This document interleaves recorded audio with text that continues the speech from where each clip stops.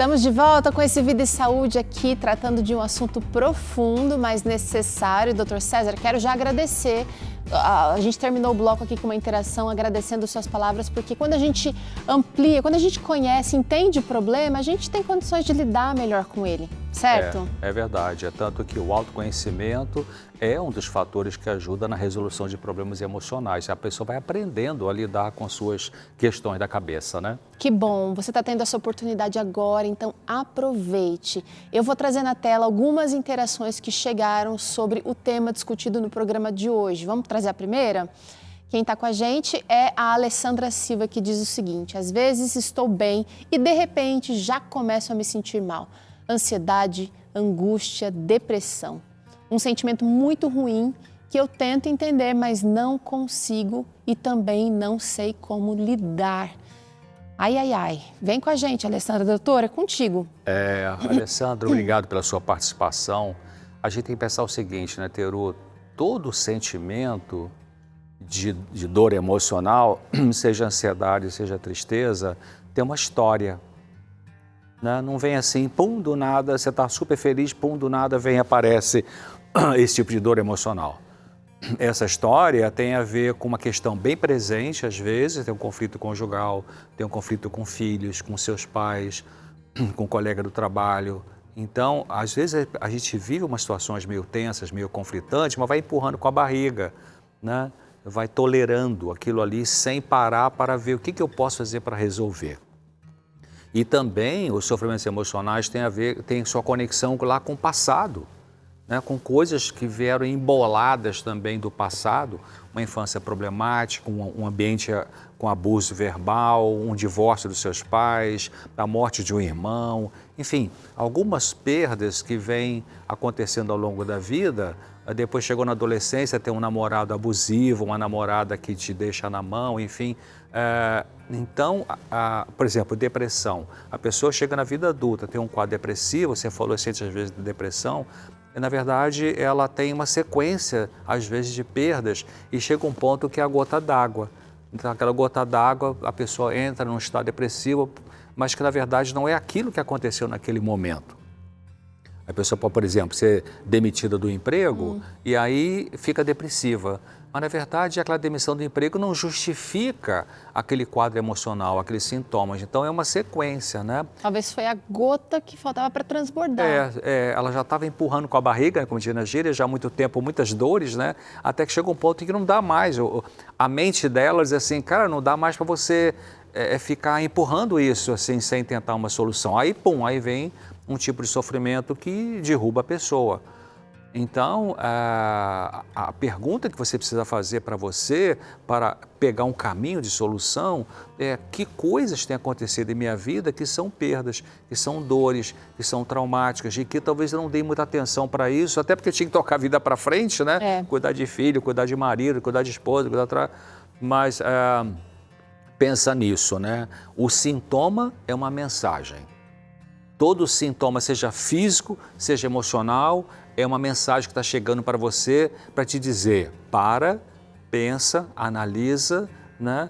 Porque ele tem uma causa, tem uma história.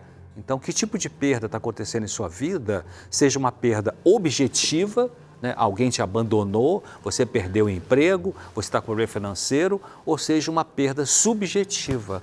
Né? Você sente mal com você se deprecia, você se desvaloriza, você tem uma arrogância, você tem uma vaidade que nunca satisfaz. Então, que tipo de luta, de fora ou de dentro, ou as duas, estão produzindo esse tipo de sintoma que você falou?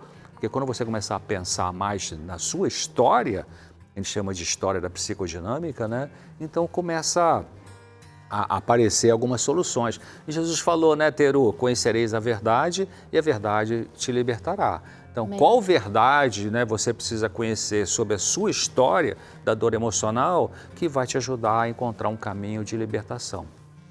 Vai atrás disso, Alessandra, vai atrás disso. Tem mais uma interação que eu quero trazer aqui. Nesse momento, quem está com a gente é a Val Lara. Ela diz, quando estou sentindo angústia, me dá um desespero e parece que vou enlouquecer. Um aperto no peito como se estivesse sendo apertado por uma morsa, mas me acalmo com respiração lenta e profunda. E o principal, oração. Sempre busco a Deus nesses momentos e é muito reconfortante. Legal, Val, você está conseguindo ter esse alívio usando essa, vamos chamar de técnica, né?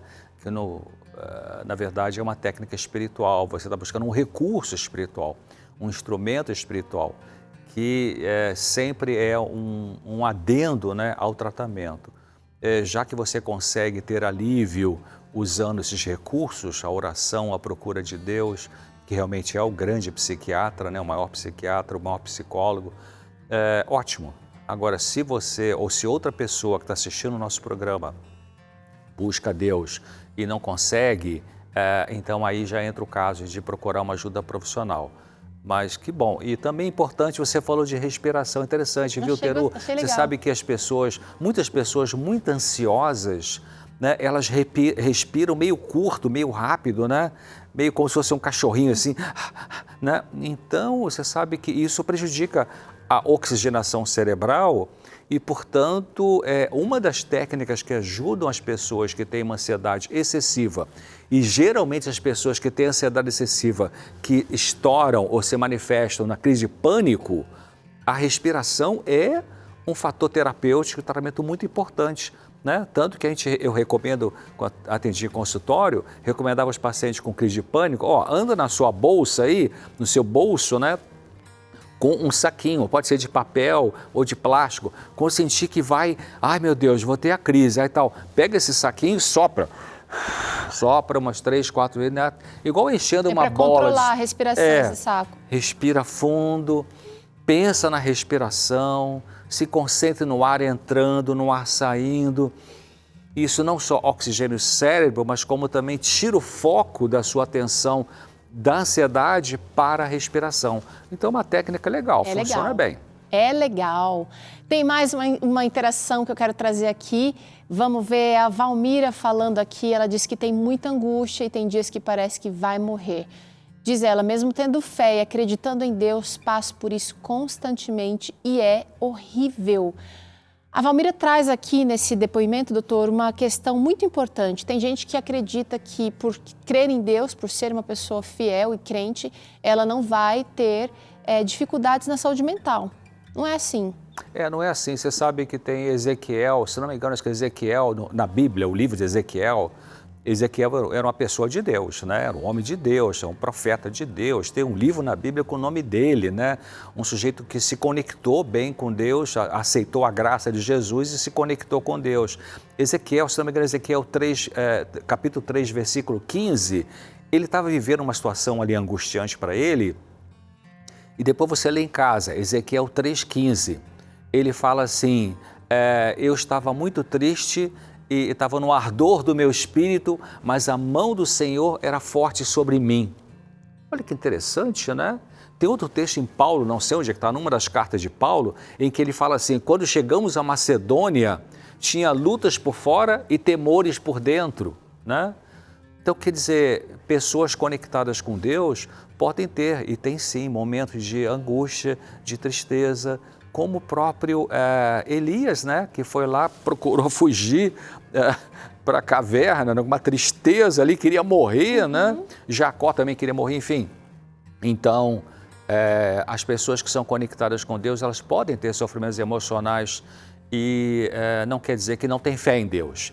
Quer dizer que tem alguma situação provocando aquilo e que elas vão sentir, mesmo tendo fé em Deus. Então, aí a importância daquilo que eu falei antes, né? O que é que você pode pensar sobre a sua vida, né? Sobre as suas conexões, sobre seus relacionamentos, que pendências existem, tem que pedir perdão a alguém, você está esperando afeto de alguém que talvez nunca vai te dar, então para de pedir. Então, tem que pensar nessas coisas da sua vida que produzem ansiedade, para você então, então vou mudar minha forma de pensar.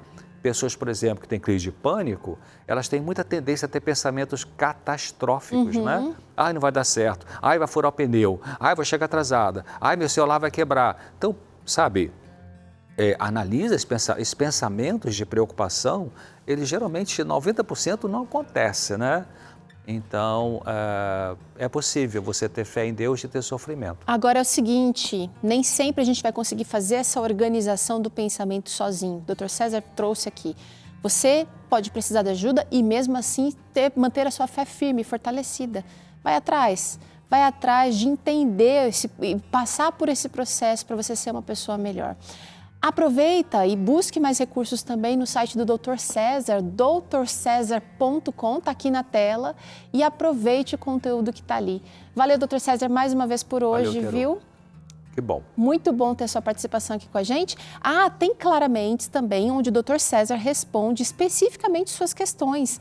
Vai lá na nossa playlist no YouTube que você encontra lá essa playlist e aproveita. Aproveita para acompanhar e compartilhar também. Até o próximo Vida e Saúde, se Deus quiser, a gente se encontra aqui novamente. Tchau!